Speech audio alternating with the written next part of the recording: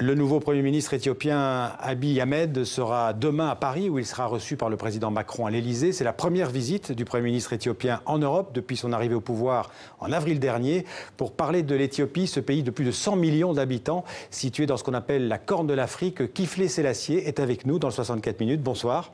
Enchanté, bonsoir. Alors, vous êtes écrivain, philosophe, ancien directeur du Fonds pour la culture de l'UNESCO. En quelques mois, on peut dire que le Premier ministre Abiy Ahmed a chamboulé la vie politique de l'Éthiopie. Il a signé un traité de paix avec l'Érythrée voisine. Les deux pays s'étaient fait la guerre il y a 20 ans. Il vient aussi de signer un accord de paix avec les rebelles de l'Ogaden, qui est la province majoritairement musulmane de l'Éthiopie.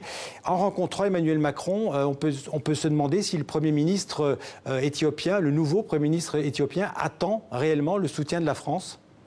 Il attend le soutien de la France, comme d'autres pays, comme beaucoup d'autres bonnes volontés qui se sont manifestées au vu de ce qu'a été son attitude, parce que notre pays était au bord de l'implosion il y a 7 mois, et maintenant les choses semblent aller très bien, parce qu'il appartient à une génération qui est celle assez proche du président Macron lui-même, et il est soutenu par le peuple éthiopien dans sa diversité. Ouais. Alors vous parlez de l'économie éthiopienne, elle a connu une forte croissance ces dernières années, mais elle a aussi pas mal de soucis parce que l'économie est très endettée. Est-ce que la France et l'Union européenne, selon vous, devraient plus investir en Éthiopie? Oui, je suis absolument convaincu que ce serait une excellente idée parce que, après tout, vous l'avez dit dans l'introduction, c'est la capitale de l'Union africaine, c'est un pays de plus de 100 millions d'habitants. Et sur le plan économique, nolens volens, il y a eu un progrès considérable au cours des, disons, 15 dernières années, depuis 2005. Mais sur le plan politique, il y avait une tension qui était due peut-être à une mauvaise lecture que faisait le pouvoir de la réalité éthiopienne, du peuple éthiopien dans sa diversité. J'insiste sur ce mot de diversité. Je disais qu'il avait réussi à faire la paix avec l'Érythrée, il a fait la paix avec l'Ogaden.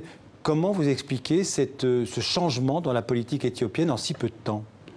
Parce que tout simplement, le peuple éthiopien était mûr à ce changement dans la mesure où l'Érythrée, c'est une petite Éthiopie dans sa diversité, 9 peuples, 9 langues.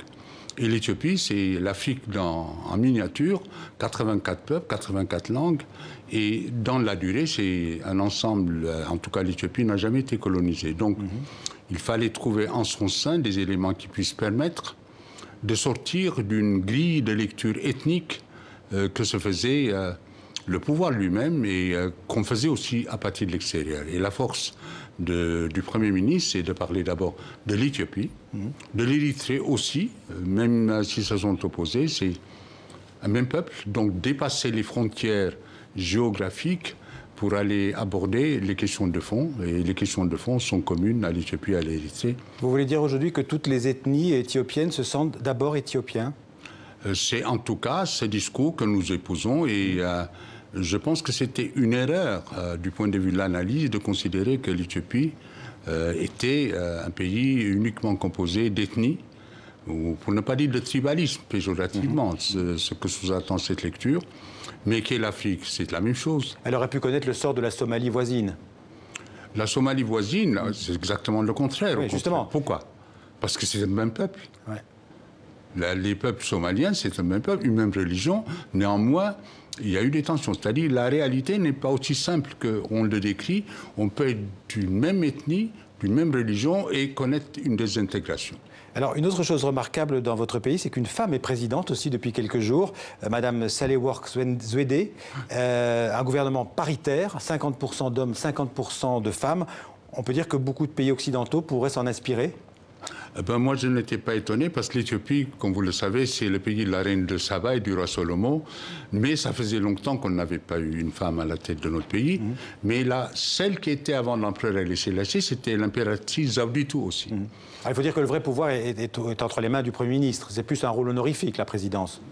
On peut le dire comme ça, mais les rôles symboliques dans tous les pays, c'est capital. Ouais. Alors la région où se trouve l'Éthiopie est aussi stratégique. Il y a Djibouti, c'est l'accès à l'océan Indien, c'est face au Yémen et à l'Arabie Saoudite. L'Éthiopie, on peut dire qu'aujourd'hui, c'est un pôle de stabilité dans la région? Je pense que là, on peut faire le lien avec l'élection Sahle-Work comme président de la République, parce qu'elle était ambassadrice à Djibouti aussi. Donc c'est une personne qui connaît la région, qui est de formation française aussi. Elle a fait ses études à Montpellier. Elle a été ambassadrice en France et au Sénégal. C'est une diplomate, oui. C'est une francophone accomplie et une éthiopienne. Donc je pense que ça permettra de créer un climat propice, un rapprochement des deux côtés d'une région qui est extrêmement explosive actuellement. Merci beaucoup, Kifle Selassie, d'être venu nous donner quelques précisions sur votre beau pays, votre grand pays, donc l'Éthiopie. Merci d'être venu dans le 64 minutes. C'est moi qui vous remercie.